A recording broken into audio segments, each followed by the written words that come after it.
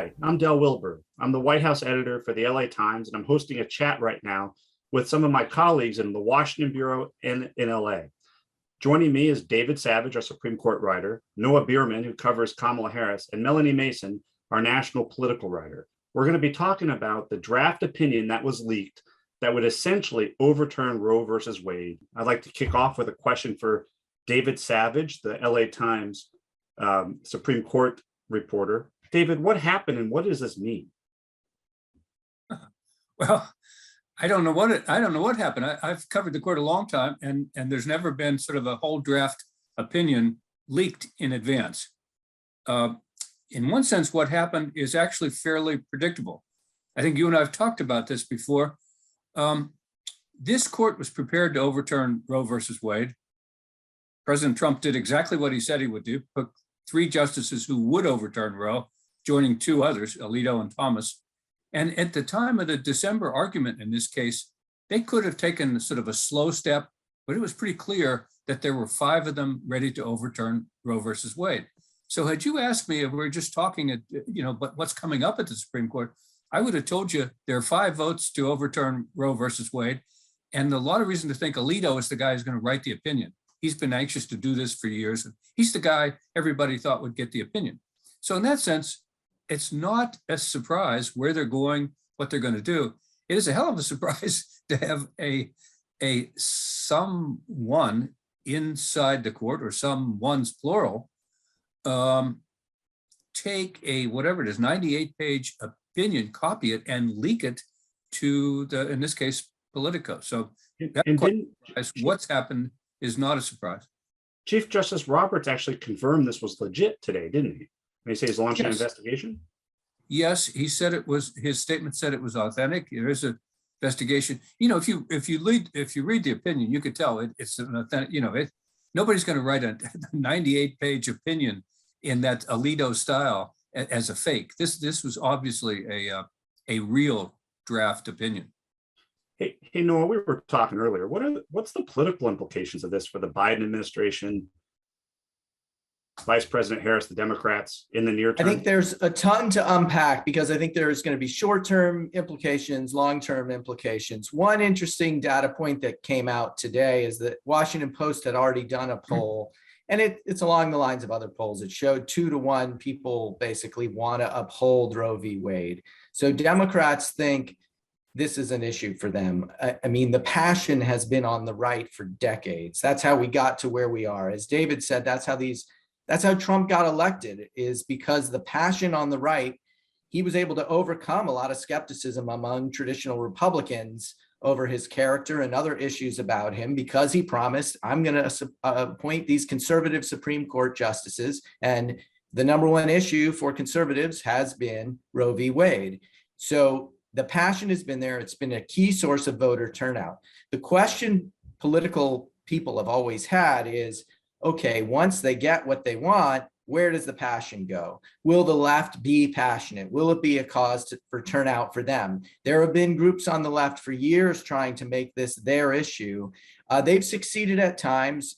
There were definitely, I would argue it was pretty key in some of the Senate elections around 2010, 2012, 2014 area, when you had these comments coming out from some Republican senators about what's legitimate rape and can that cause a pregnancy. It really was a big problem for Republicans and Democrats around the country. We were running on this, they were running against a party that was trying to get rid of abortion and was going against science in the process. So we'll see if they can replicate that. It's definitely been on the minds of Democrats for as long as, sort of David's been talking about it from the court perspective, because they can see the same factors that he can see. Melanie, what does this mean for the midterms, do you think? Do you think that changes anything? I know the Democrats are in a big hole, right? Democrats are desperately looking for anything that is going to juice turnout in their base, because what we've been seeing in these polls is that there's this huge enthusiasm gap, that Republicans are fired up and ready to vote. And Democrats, quite frankly, are feeling a little unenthusiastic about their party right now. And so I think that if you offer Democrats, particularly, let's say, younger voters or suburban women, these key demographics, a reason to turn out, I think Democrats see something to get excited about there. And I think another key aspect of this is because of the sweeping nature of this draft opinion, if this is what holds, and what we have seen in state houses across the country is these very sweeping bans already being passed, basically in preparation for Roe to be overturned. We're not just going to have, I think, what are some restrictions on abortion, which polling does indicate that most Americans like the idea of some restrictions. We're talking about getting rid of exceptions for in the case of rape, in the case of incest. And so I think that the sweeping nature of this opinion, I think, really hands Democrats an opportunity to really hammer home on the extreme nature of some of these laws that we're seeing in the states.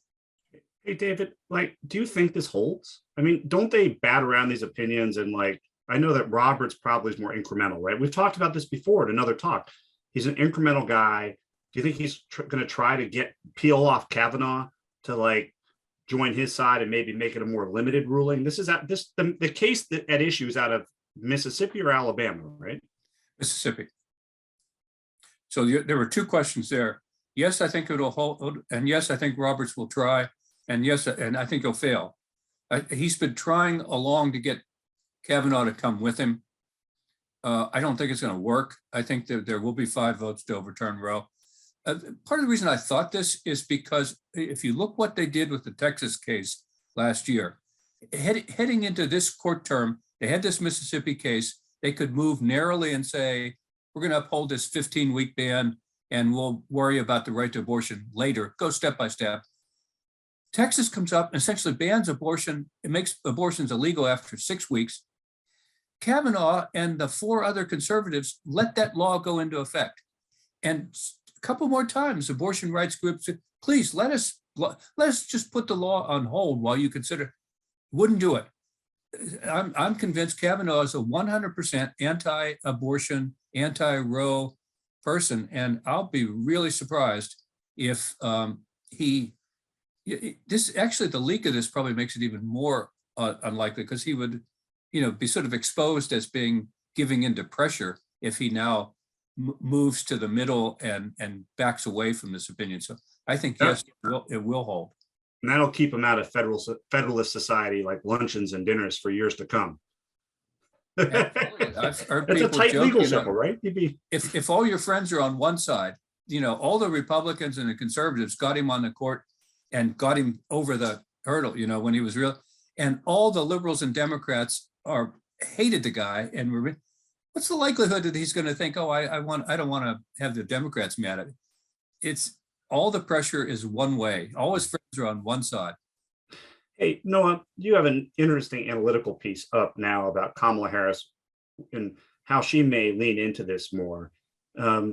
She's been struggling to find issues, and this would seem one that's perfect for her. It's a softball pitch down the middle. Is that right? Do I have that right? Or I think that's mostly true with some caveats. I mean, voting rights was another big issue that she took on that she felt passionate about. The one problem with voting rights was there wasn't anything she could do about it. She went to the states, but she really can't go to states that are conservative and have a lot of sway on them. And she couldn't do anything in the Senate because they just didn't have the votes. And so this is a similar situation. Her main value here is going to be political. She's not going to be able to shift it and all of a sudden codify Roe v. Wade into law. The votes aren't there. What she can do is she can make the argument that this is what's on the line, which again leans into that idea that Democrats are hoping will work for them in the midterms. And this will be a way, and this is something Melanie and I have discussed offline before.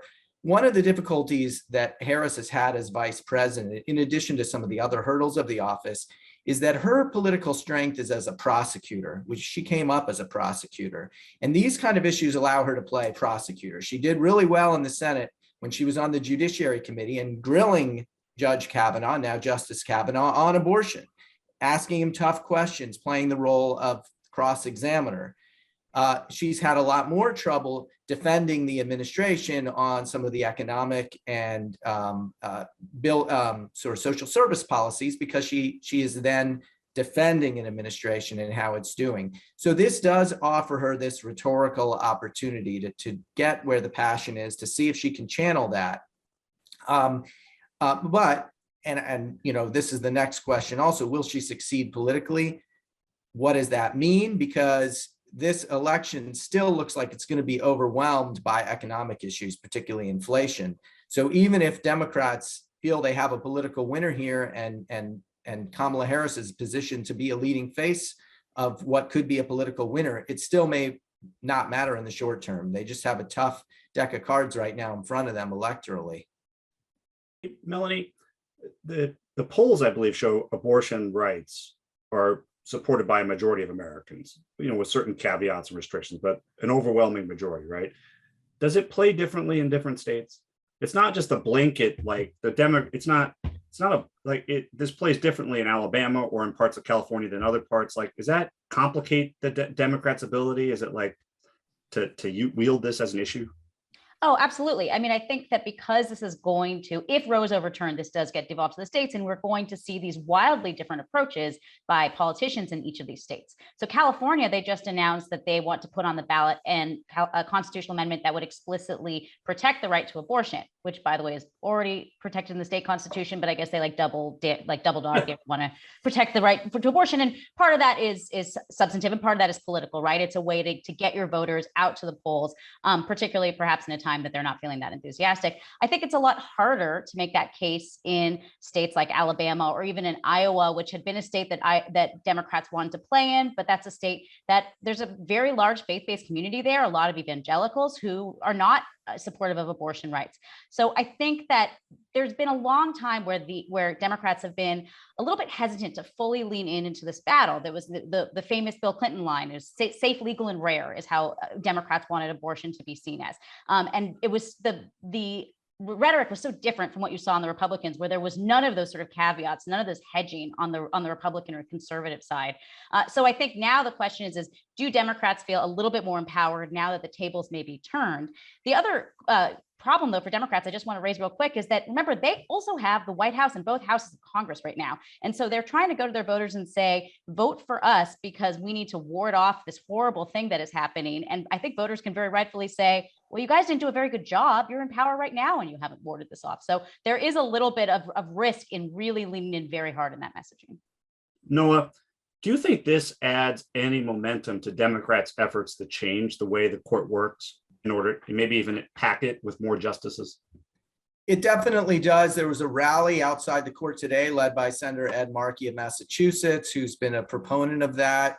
There will definitely be pressure on Democrats. You saw it in the last presidential primary, and it was just getting more and more momentum. It still wasn't something that was really on Biden's agenda, but as the party moves and as this case builds, you'll definitely see a lot more pressure on Democrats, especially those running in primaries in either liberal states or for the presidential election to come on board behind this.